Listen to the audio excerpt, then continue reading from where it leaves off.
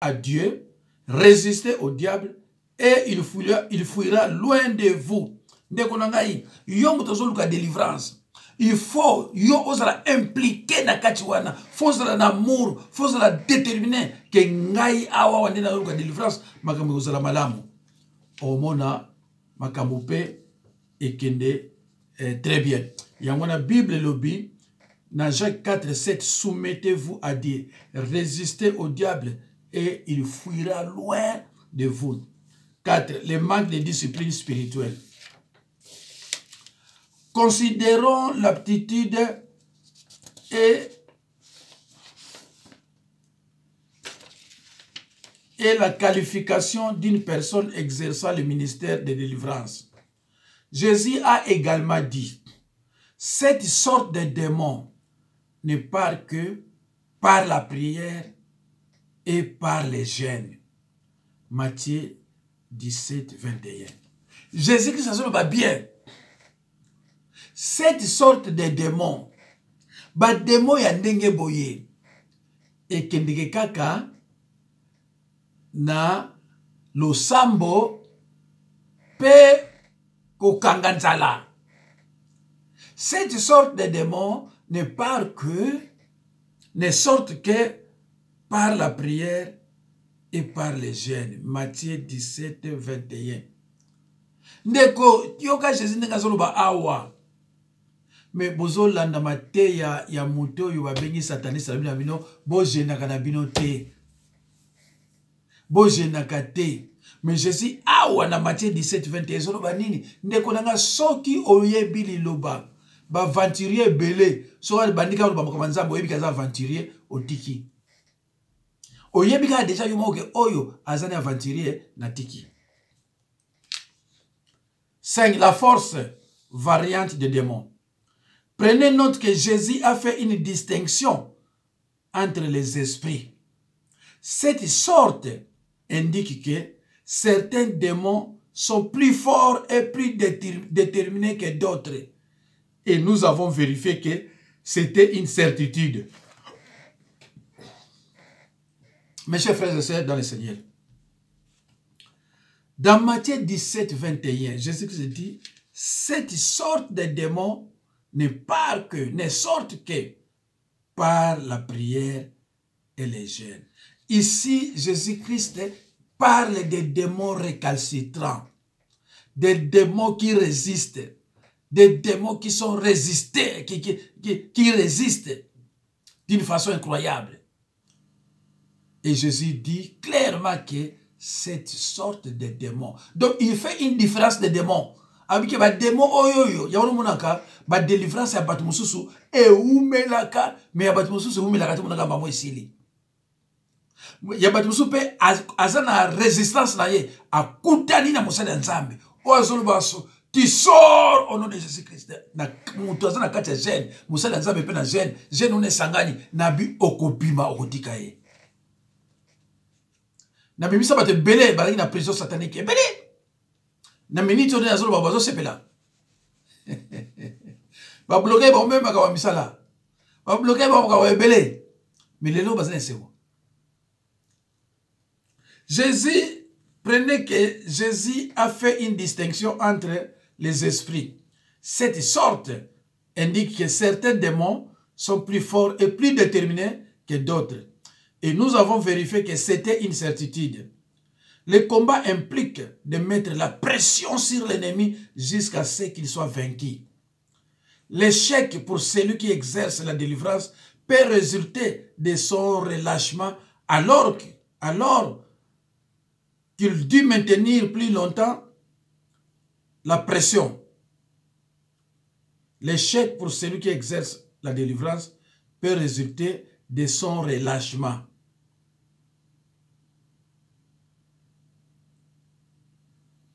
Alors que s'il maintenait plus longtemps la pression, et quoi qu'on mène la victoire. C'est pour cela, mes chers frères et sœurs, il y a des gens, ils commencent son combat à ce qu'on en est là. Tout l'année, bien que même des vidéos n'ont pas été.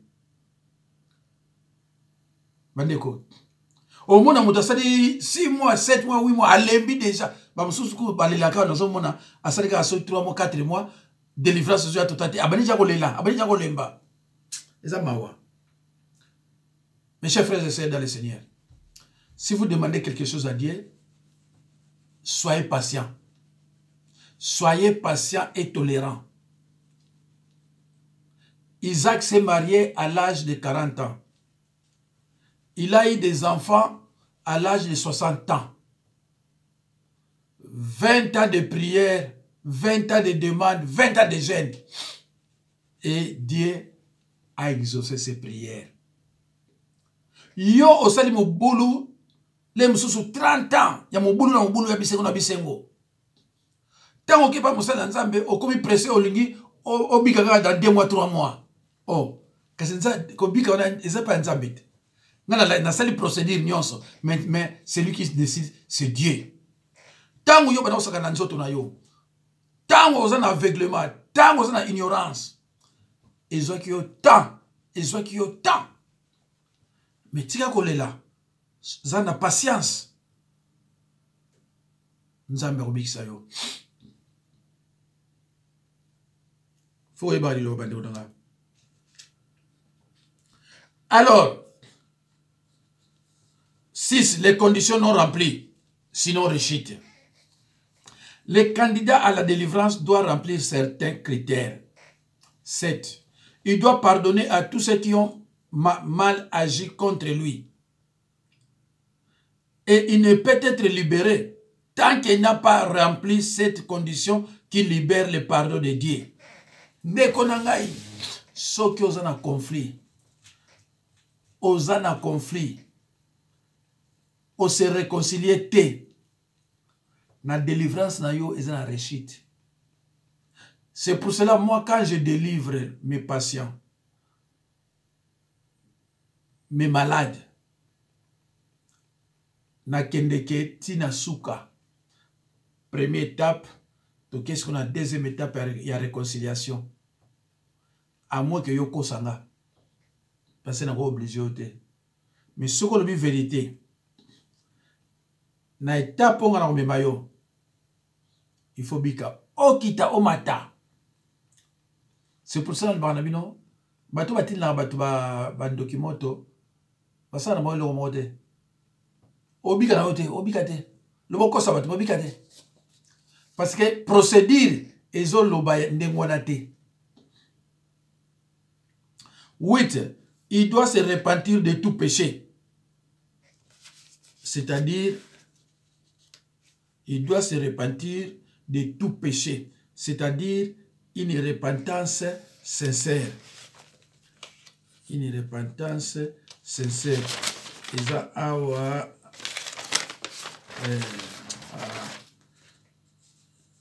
Proverbe 28, 13.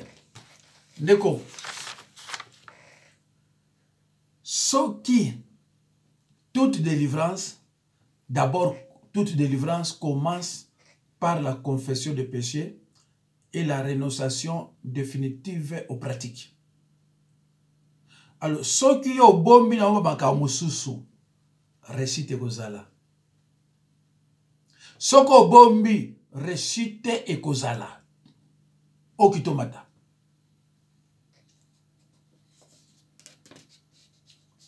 Frères et sœurs en Christ, frère Jacques refusa de confesser l'homosexualité comme un péché. Il ne put recevoir la délivrance parce qu'il n'avait pas reconnu ce péché particulier. Yo oza homosexuel. Na pesa ki ba verset biblique na vidéo nanga o utiko leka ya kalamingite. Mais yo au préféré qu'on l'a bateau baby dans le baté. Ce qu'on refusait qui qu'on confessait, qu'on se repentir na homosexuel, récite kozwa. Même on doit délivrer yo nani, récite kozwa. Un autre exemple est le péché d'avortement qu'on doit être confessé, qui doit être confessé comme un péché de meurtre. Yo longa bazemi. mais tant on est pas musala nzambe ozomona ngo soni alors que ngana yamba basi musuba ngona ba 10 fois ko ngona bazemi yo moni en grave alors tant on kende réussite obando changer basala nzambe obando memana lukuta que pasteur on a kende kuna eloko esala magité mais okoyebisa ete ke obomba ki lisumu mo boy eloko ande ko ba yote 9 refus de détruire tout ce qui donne un droit légal aux démons. Ndeko, yo ute ko simba biloko. Oboy ko se séparer na biloko yo ute ko simba. So ba salo délivrance e ba ko za réussite. La délivrance peut être bloquée par des choses ne venant pas de Dieu. Acte 19, 19. Délivrance nous a bloqué. Parce que ba livre o ba pesa ki okuna pa yo kendaki na monde de ténèbres pa yo kina osala ba kuruana otika yango obomba yango réussite ya délivrance pe échec à la délivrance ce qui est baï aux qui délivrer aux na réussite 10 il doit renoncer et demander le pardon de Dieu pour toute implication dans l'idolâtrie occultisme etc. Na banzela so kendaki il faut ko senga pardon pa nzambe. 11. Ne pas vouloir lire constamment la parole de Dieu. Matthieu 7, 24 à 27. Ne pas vouloir lire constamment la parole de Dieu. Matthieu 7, 24 à 27. Osa réussite de Olanga. Parce que pour piquer les fausses dans la parole de Dieu. 12. L'orgueil. Restez humble et enseignable. Nous devons nous revêtir d'humilité. Longola orgueil panayo. Lata humilité et linga ba ensenyaka yo ko yala mutuma kasteneti yo yebi parce que yo yeba ki okwa ko ya pananga ite soki yo zala capable ya ko bika yo moko ne pananga yo yakite o yala kite al faut o lata humilité sinon te un jour ozana réussite et ke bana réussite mususu comme mayo pe libela ozana mato ya ko yoka yoka ngai Jacques 4 6 à 7 Proverbe 15 33 13 non respect au docteur spirituel. Et comme on a réussite. 14. Ne pas s'aimer et donner les offrandes. Et comme on a réussite. Ne pas s'aimer et donner les offrandes. Toyoka batumso barabino ke ote bazoyi babino baza ya mbongo te eza ya boete. Ministère ezanga mbongo eza ministère te. Église o ezanga mbongo eza église te. Ngai te bolanda makomi, boyoka makomi. Marc 12 41 44. Na Marc 12, 41, 44, Jésus qui t'a vendu qui paye bazo makabo. Jésus a vendu penza d'autres à makabo. Marc 12, 41, 44. Matthieu 6, 3 à 4. Matthieu 6, 3 à 4. Acte 10, 4. 2 Corinthiens 9, 7. Galates 6, 7. Galates 6, 9. Ne pas s'aimer et donner les offrandes. Na pas s'aimer dans verset biblique en wana. Yoko la nangate dans verset biblique. 15. Croyance négative, et ça va réussite. Après délivrance, ça va croyance négative, pas moussa l'anzambe. Et comme on a réussite. 16. Des faux témoignages. Yo ou la délivrance, moussa la va faux témoignages, et comme on a réussite. 17. Refus de prier sans cesse. Au lieu qu'on de la peine d'amindité, alors que nous guérir, aux années on a étape, il y a délivrance. Et comme on a délivrance, et comme on peut na réussite. 1 Thessaloniciens 5 et 17. Restez 18, restez bloqué par le pourquoi. Ne soit délivrance. La Bible nous dit le juste vivra par la foi. Abakouk. Yo sikoyo, ozaga pour nika ngai, pour nani nazo bikate. Mais banda yo zi délivrance, oso sali babula boni. Biloko wana ezo pesa ka biloko wana sous force. Malobana yo ezo pesa biloko wana force. Tu restes toujours par le pourquoi. Tu restes bloqué par le pourquoi. Ah, pona nini boye, ngam turasi na zuboye, ngam turasi na semaki, nde na zomona bola monte. Manque ya foi, ba doute, oza bloqué par biloko wana nyonso, ezo pesa besprit ona pa ezali makasi parce que nzambe azoyoka yo. Ça t'appelle asa koyoka yo. Vivre ensemble avec des serviteurs du diable qui ne veulent pas se repentir. Matthieu 10, 23. Ndeko, yo lingo vanda toujours na ba magicien, na ba sataniste. Olingo landa toujours matin na bango. Mais yo so soit délivrance. Ozo landa matin na bango pourquoi? Et comme mon a réussite de konangai. Matthieu 10, 23. Les serviteurs du diable sont féticheurs, voyants, sorciers, satanistes, démons, démons errants, etc. Bangwana, bas serviteur du diable. Et des satanistes qui se sont autoproclamés pasteurs pour tromper les croyants. Mais jusqu'à présent, sont de satanistes. Ils sont toujours là-bas. Mais dans la Bible, ils se déguisent en âge de lumière. Ils se déguisent en chrétiens. Pour nous, ça bino. Mais bino, bolingi bango mingi ko le kabiso. Les œuvres du diable sont malédiction, envoûtement, séduction spirituelle, des gris-gris, les incisions de la chair, prendre le bain mêlé avec du sel, de l'herbe, les tatouages, occultisme, toute communication avec les esprits, homosexuels, les lesbianisme, adultère, sorcellerie, biloko nyonso wana eza biloko ya ba œuvre ya diable. Refuse de te repentir. Il te faut une repentance sincère. Proverbe 28, 13, Acte 26, 20. 21. Ne pas écouter les recommandations du docteur spirituel. Proverbe 6, 27 à 28. Yobro yebaka ngambo ozoluka. 22. Esprit de vengeance. Si vous avez un esprit de vengeance, vous avez un réussite. Hébreux 10, 30. 23. Soyez réceptifs à la correction. Si vous avez une correction, Italio et vous avez une réussite. Vous avez déjà délivrance. Proverbe 9, 8 à 9. 24. Les doutes neutralisent la foi. Et qu'on sont dans la réussite. 25. Envoyez le feu. Hébreux 10, 30. Ce n'est pas notre mission de détruire Satan et ses serviteurs. Hébreux 10, 30, Luc 9, 51 à 56. Luc 9, 51 à 56. Envoyez le feu. Eza biblique.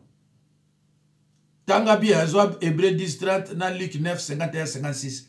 Au moment que aucun apôtre, ni Jésus, ni les apôtres, mutatinda moto, pas un doki, to pas un tosre mabe, azate. Oh, toujours tinda un esprit invisible, mais moto on a avant touché esprit invisible et qu'on touché nano chair.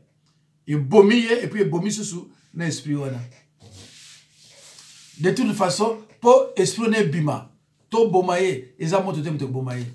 Esprit ne faut bima na moto te, esprit ne faut bima na confession et pas sincère. Soki pasteur na yo atinda kaboti na be nemi na bino moto bima l'église wana ayebi le côté. 26. Manque de reconnaissance. Dieu sonde le cœur. Ce que ça la reconnaissance te ndeko eza no passé. La reconnaissance eza fruit amour. Alors ce qui osa la reconnaissance te c'est cosa ingrat. Et koko memayo na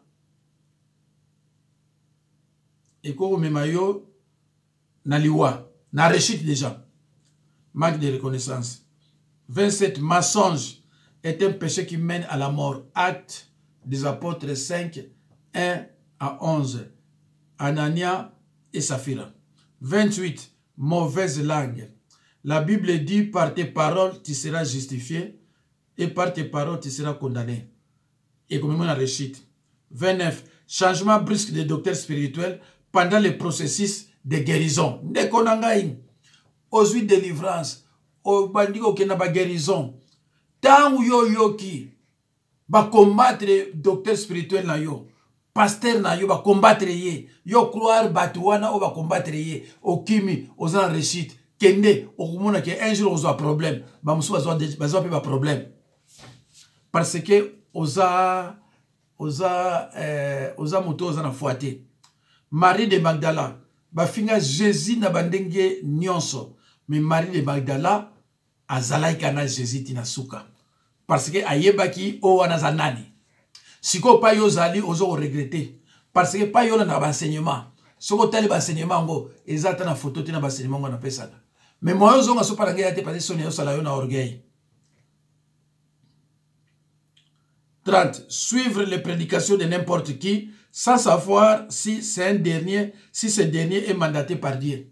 Ozora na enseignement n'importe qui oyo oyebite ceux qui vraiment aza musala nzambe. Frères et sœurs à Christ, lorsqu'on s'engage dans les combats spirituels, les maladresses, les hésitations et les erreurs sont à éviter. L'ennemi sait que chaque fois qu'il livre une bataille contre un enfant de Dieu, il a déjà perdu.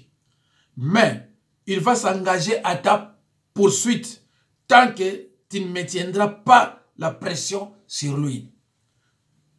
Ndeko, Satan n'a pas tenu baïbike, tant qu'on a besoin de moi en Zambie, a na été.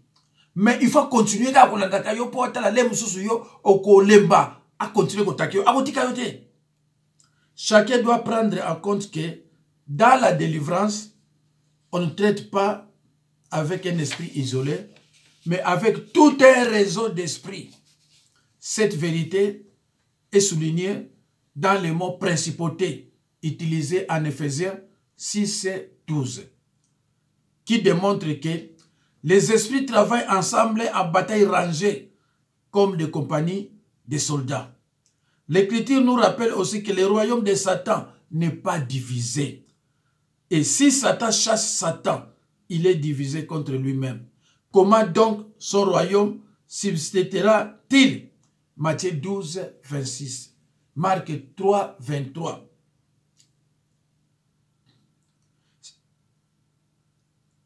Si le royaume de Satan n'est pas divisé, il est uni par une propension commune au mal. Donc, l'esprit maître doit être affaibli. Jésus-Christ a démontré qu'il fallait en priorité s'occuper de l'homme fort. Ou comment quelqu'un peut-il entrer dans la maison d'un homme fort et piller ses biens sans avoir auparavant lié cet homme fort? Matthieu 12, 29.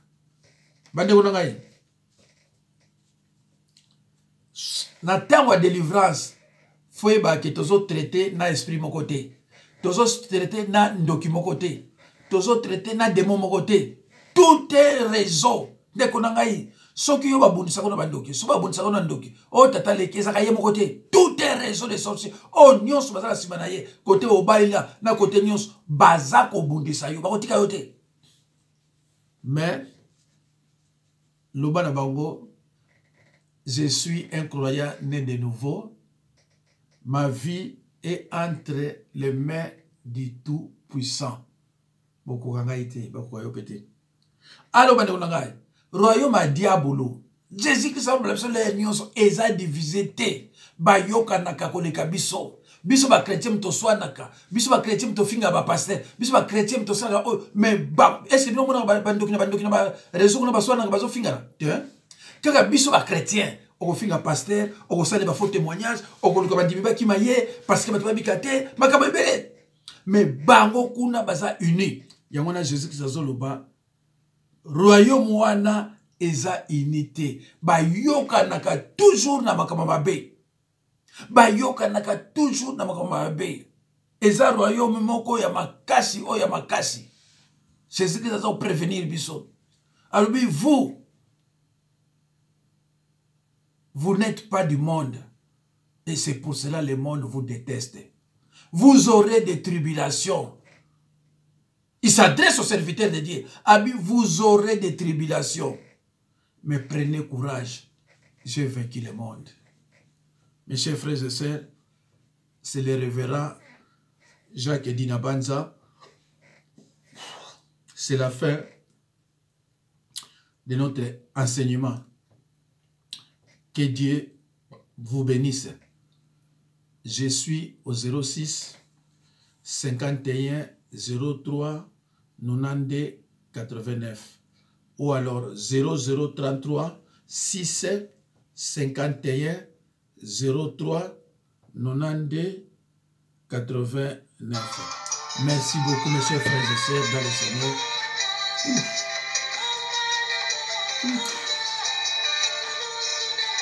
Musala ya pasi ya mina lingi yango. Musala ya pasi mais vraiment na lingi yango. Nzambe apambola bino. Que Dieu vous bénisse partout où vous êtes. Mettez vos commentaires en appuyant sur les versets bibliques. Chaque commentaire na yo, vous qui êtes mes disciples, na verset biblique. Comme ça, vous changez bato musu baza kotanga.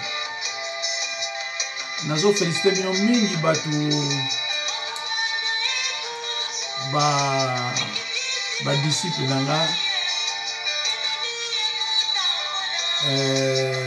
Les brebis de Jésus-Christ. Bon, comme une avance à Osakanate. Natie mate ya olelo. Poto si ça qui a monté dimanche. Alors jeudi, boko landango en vidéo. Yango na bomi nzoto na tiango lelo. Na nyo tana mate ya mususu wana. Miso na tiango ekosala ni te perturber bino moke.